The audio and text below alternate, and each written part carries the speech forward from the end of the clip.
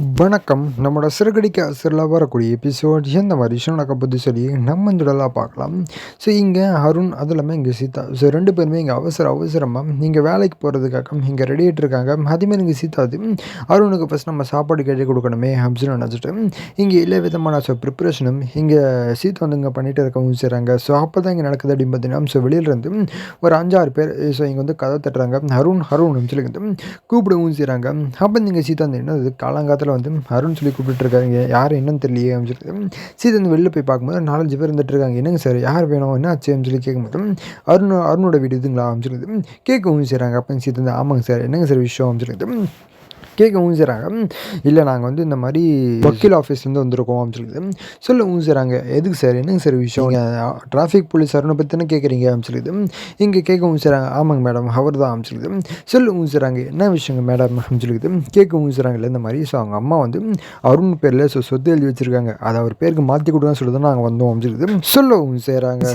Sir என்னங்க சொல்லிட்டு இருக்கீங்க அவங்க அம்மா பேரில் எந்த விதமான இதுவுமே இல்லையே அப்படின்னு சொல்லவும் செய்கிறாங்க. இல்லைங்க மேடம் இருக்குது அவரை வர சொல்லுங்கள் அவர்கிட்ட தான் எதாவது விஷயம் பேச முடியும் உங்ககிட்ட பேச முடியாது அப்படின்னு சொல்லவும் செய்கிறாங்க. ஸோ அதுக்குள்ளே இங்கே அருண் வரவும் செய்கிறாங்க. என்ன விஷயம் என்ன சீதா சார் என்னங்க சார் யார் அப்படின்னு சொல்லி கேட்கும்போது இங்கே சீதான்னு சொல்கிறாங்க மாதிரி அவங்க ஸோ வக்கீல் ஆஃபீஸ் வந்திருக்காங்களாமா. ஸோ இந்த மாதிரி சொல்லிட்டு இருக்காங்க என்னன்னு சொல்லி கேளுங்க அப்படின்னு சொல்லவும் செய்கிறாங்க. ஸோ அப்போ நீங்கள் அருண் சார் உள்ளே வாங்க சார் அப்படின்னு சொல்லி கூப்பிடவும் செய்கிறாங்க. அப்போ நீங்கள் அருணுக்கு இந்த விஷயம் தெரியல என்னங்க சார் சொல்லிட்டு இருக்கீங்க எங்கள் அம்மா பேரில் எந்த விதமான சொத்துமே இல்லையே அப்படின்னு சொல்லி கேட்கவும் செய்கிறாங்க. இல்லைப்பா இருக்குப்பா அவங்களுக்கு மொத்தமாக 2.5 கோடி ரூபாய் மதிப்புள்ள சொத்து அவங்களுக்கு இருக்குது அப்படின்னு சொல்லவும் செய்கிறாங்க. இது கேட்டால் இங்கே அருணுக்கும் சீதாக்கும் ஒரே அதிர்ச்சியாகவும் செய்யுது. என்னடா அது எத்தனை நாள் சொல்லாமல் விட்டுருக்காங்களே அப்படின்னு சொல்லி எல்லாருமே இங்கே ஸோ அதாவது இவங்க 2 பேருமே இங்கே யோசிச்சுட்டு இருக்கவும் செய்கிறாங்க. சார் நீங்கள் நாளைக்கு ஸோ வக்கீல் ஆஃபீஸுக்கு வந்திருக்கேன் எல்லாமே உங்கள் பேரில் மாற்றி கொடுத்துட்றோம் அப்படின்னு சொல்லவும் செய்கிறாங்க. அப்போ இந்த காரணம் சரிங்க சார் ரொம்ப நன்றிங்க சார் அப்படின்னு சொல்லி இங்கே அவங்க இங்கே சொல்லவும் செய்கிறாங்க. அப்போ தான் இங்கே ஸோ சீதா அங்கே அருண் பேசிக்கிறாங்க. என்னங்க அது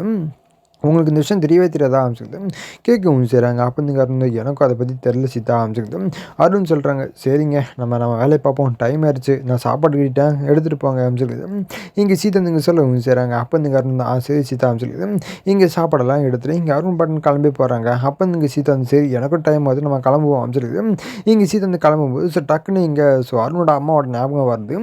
ஸோ இந்த மாதிரி பேசாமல் அவங்களோட புடவை நம்ம கட்டிட்டு போவோம் அப்படின்னு நினச்சிட்டு ஸோ அவங்களோட பீரோ இங்கே ஓப்பன் பண்ணுறாங்க. ஸோ ஓப்பன் பண்ணும்போது நல்ல புடவை ஏதாச்சும் இருக்கான்னு சொல்லி பார்க்கும்போது ஒரு பேப்பர் கீழே விழுது. என்னடா அது என்ன பேப்பர்னு தெரியலையே அப்படின்னு சொல்லி பார்க்கும்போது அங்கே ஒரு பாண்ட் ஷீட் எழுதியிருக்கு.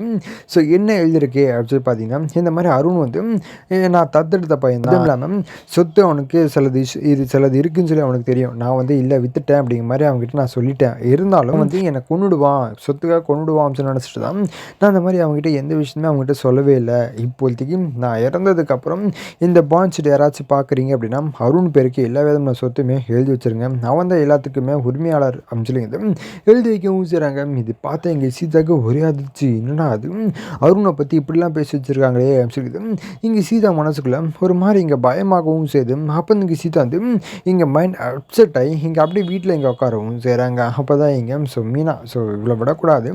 ஸோ அவன் நம்ம அப்படி என்னதான் திட்டி பேசினாலும் அவன் என் தங்கச்சி ஆட்டாளே அப்படின்னு சொல்லி மீனா நினச்சிட்டு சீதா அப்படின்னு இங்கே வாசலாண்டு நிற்கவும் செய்கிறாங்க. அப்போ இங்கே சீதா வாங்க வாங்க அப்படின்னு இங்கே மீனா பார்த்து கூப்பிடவும் செய்கிறாங்க. அப்போ இங்கே மீனா என்ன சீதா ஏன் என்னாச்சு ஏன் ஒரு மாதிரியா இருக்க நீ அதே இடத்துல இருக்கியோ அப்படின்னு கேட்கவும் செய்கிறாங்க. அப்போ நீங்கள் சீதா இல்லைக்கா அதெல்லாம் ஒன்றும் இல்லைக்கா அப்படின்னு சொல்லவும் செய்கிறாங்க. ஆனால் மீனா கண்டுபிடிச்சிடறாங்க. இல்லை வேறு ஏதோ ஒரு விஷயம் இருக்குது என்ன விஷயம் அப்படின்னு இங்கே மீனா கேட்குறாங்க. அப்போ நீங்கள் சீதா இல்லைக்கா ஒன்றும் இல்லைக்கா அப்படின்னு இங்கே திருப்பி இங்கே சொல்கிறாங்க. அப்போ நீங்கள் மீனா இல்லை நீ ஏதோ ஒரு போய் சொல்கிற அது மட்டும் எனக்கு நல்லாவே தெரியுது அப்படின்னு இங்கே மீனா சொல்லவும் செய்கிறாங்க. அப்போ நீங்கள் சீதா நீங்கள் மழப்ப நீங்கள் மீனை திருப்பி கேட்குறாங்க என்ன விஷயம் சொல்லுன்னு சொல்லி கேட்கும்போது நீங்கள் சீதந்தாக்கா இந்த பேப்பரை படிங்கக்கா சொல்லிட்டு சொல்லவும் செய்கிறாங்க. அப்போ இன்றைக்கி மீனா அந்த பேப்பரை இங்கே படிக்கவும் செய்கிறாங்க. இதை பார்த்தா இங்கே மீனாக்கா ஒரே அதிர்ச்சி. சீதா என்னது இது சொல்லிட்டு கேட்கவும் செய்கிறாங்க. அப்போ இங்கே சீதா அதான்க்கா எனக்கும் தெரில ஒரு சொந்த பையனே கிடையாதாக்கா தத்தெடுத்த பையனாக்கா சொல்லிட்டு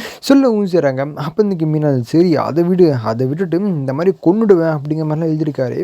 ஸோ எப்படி அப்படின்னு சொல்லிக்குது எழுதியிருக்காங்களே எப்படி அப்படின்னு சொல்லிக்குது மீனா கேட்கவும் செய்கிறாங்க. அப்போ சீதந்தாக்கா என்னக்கா அவர் அப்படிப்பட்ட ஒரு ஆளாக ஆரம்பிச்சிருக்குது கேட்கவும் செய்கிறாங்க. அதை நான் கேட்கணும்டி இத்தனை நாள் இருந்திருக்குல்ல உனக்கு அதை பற்றி ஏதாச்சும் தெரிஞ்சிருக்கா அப்படின்னு மீன் வந்து கேட்கவும் செய்கிறாங்க. இல்லைக்கா அப்போல்லாம் எனக்கு ஒன்றும் தெரியலக்கா நல்ல ஒரு மாதிரி தான் எனக்கும் தெரியல இத்தனை நாளைக்கும் அப்படின்னு சீதந்துங்க சொல்லவும் செய்கிறாங்க. அப்போ இங்கே மீனாது இல்லை இது வந்து மாமாக்கு ஏற்கனவே இந்த விஷயத்தை பற்றி தெரிஞ்சிருக்கு. அதனால தான் அவர் வேண்டாம் இந்த மாப்பிள்ளை வேண்டாம்னு சொல்லி இவ்வளோ நாள் அவர் ட்ரை பண்ணது அந்த ஒரு விஷயத்துக்காக தான் போல அமைச்சிருக்குது. இங்கே மீன் அதுங்க சொல்லவும் செய்கிறாங்க. அப்போ சீத்தந்தாக்கா ப்ளீஸ்க்கா மாமா பற்றி நீங்கள் என்கிட்ட பேசாதீங்க அமைச்சிருக்குது. அந்த கோத்தோட இங்கே பேசவும் செய்கிறாங்க. அப்போ இன்றைக்கி மீன் வந்து ஏன் சீதா எதுக்கு இந்த மாதிரி பண்ணிகிட்டு இருக்கேன் மாமா அப்படின்னா தப்பு பண்ணாரு அமைச்சிருக்குது. கேட்கவும் செய்கிறாங்க. அக்கா இது பேசுறதுக்கு எனக்கு எந்த விதமான விருப்பமும் கிடையாதுக்கா நீங்கள் போகலாம் அமைச்சிருக்குது. இங்கே சீதா வந்து இங்கே மீனா சொல்லவும் செய்கிறாங்க. அப்போ இன்றைக்கி மீன் வந்து என்ன சீதா கொஞ்சம் மனசு கஷ்டமாக இருக்குமே கொஞ்சம் ஃப்ரீ ஆகிட்டு போகலான்னு சொல்லி நான் பார்த்தேன் நீ இப்படி பேசிகிட்டு இருக்கேன் அமைச்சிருக்குது. இங்கே மீனை திருப்பி இங்கே சண்டையை போட்டு இங்கே கிளம்பி போகவும் செய்கிறாங்க. ஆனால் இங்கே சீதா மனசுக்குள்ள ஒருவேளை அருண் எல்லாருமே ஏமாத்துறாரோ அமைச்சிருக்குது. இங்கே சீதா மனசுக்குள்ள ஒரு பயம் இருக்கவும் செய்யுது. ஸோ அதேமாதிரி இங்கே மீனா கிளம்பிப்பேன் இந்த மாதிரி முத்துக்கிட்ட எல்லா விஷயம் சொல்கிறாங்க இந்த மாதிரிலாம் விஷயம் நடந்து போச்சுங்க அமைச்சிருக்குது.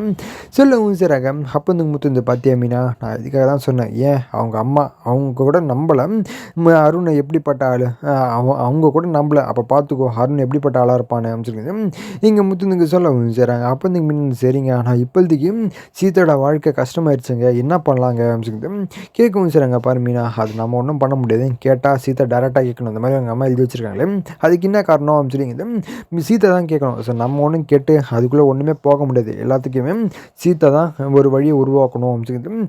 மூத்து நீங்கள் சொல்லவும் செய்கிறாங்க. அப்போ நீங்கள் மீனா சரிங்க சரி அதை விட்டுருங்க இப்போதைக்கு நம்ம செல்லும் அண்ணனே ஸோ வெளில எடுத்தாகணுமே அதுக்கு எந்த மாதிரி விஷயங்கள்லாம் நம்ம பண்ணுவோம் அப்படின்னு கேட்கவும் செய்கிறாங்க. முத்துந்தான் அதை மீனா அதை பற்றி நான் நல்லா வச்சுட்ருக்கேன். ஸோ ஒரு வக்கீல்கிட்ட பேசியிருக்கோம் இல்லையா ஸோ அவங்க ஏதாச்சும் முடிவு சொல்லுவாங்க அவங்க ஏதாவது ஐடியா தருவாங்க அதை பார்த்து நம்ம ஃபாலோ பண்ணிட்டு இருக்க வேண்டியதான். ஏன்னா இந்த ஊர்லேயும் அவங்க தான் ஓரளவுக்கு ஸோ நல்ல வக்கீல்னு சொல்லியிருக்காங்க. ஸோ அதனால் கண்டிப்பாக இந்த கேஸை நம்ம ஜெயிச்சிருவோம் என்ன கொஞ்சம் பணம் செலவாகும் அதான் என்ன பண்ணுறதுன்னு தெரியல அப்படின்னு சொல்லவும் செய்கிறாங்க. அப்போ இந்த மீனா பணத்தெல்லாம் யோசிக்காதீங்க நம்ம பார்த்துக்கலாங்க அப்படின்னு மீன் இங்கே சொல்ல செய்கிறாங்க. முத்து இந்த சரி மீனா நம்ம பார்த்துக்கலாம் மீனா அமைச்சிக்கிட்டு இங்கே ஸோ ஒரு சைடு இங்கே பேசிட்டு இருக்கவும் செய்கிறாங்க. அதுவுமே இங்கே ரிவ்யூ வந்து உட்காந்துட்டு இருக்காங்க. இங்கே மீனா அந்த ரிவ்யூ இங்கே பாருங்கள் நீங்கள் ஸோ கோவப்படுறது கரெக்டு தான் பட் என்னதான் இருந்தாலும் நீங்கள் சுத்தி மேலே கோவப்படுறது அது நியாயமே இல்லாதது. ஏன்னா நீங்கள் தான் இந்த மாதிரி சுத்திக்கிட்ட எடுத்து பேசி நீங்கள் கூட்டு வரணும் அதை விட்டுட்டு நீங்கள் கோச்சிக்கிட்டு இருந்தால் ஒன்றுமே பண்ண முடியாதுங்க அமைச்சிருக்கு.